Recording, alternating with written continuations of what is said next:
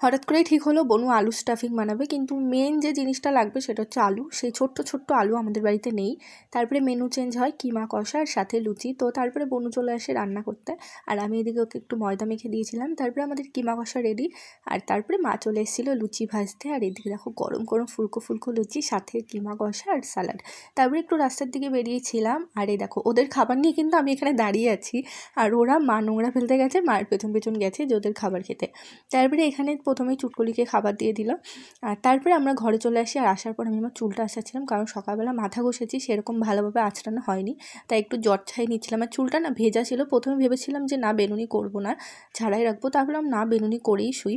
তারপরে মুখে বোরোলিং মেখে ঠোঁটে একটু লিপ বাম দিয়ে যেই না শুতে যাব, মা ফোন করে বলছে শিগগিরই নিচে আসো, দেখে যাও কি হয়েছে। গিয়ে দেখছে এরকম একটা ইঁদুর খাঁচার মধ্যে বন্দি হয়ে গেছে, প্রচণ্ড জ্বালাচ্ছিল। তার ইঁদুর দেখে এসে তারপরে ঘুমিয়ে পড়লাম। চ্যানেলটা সাবস্ক্রাইব করো।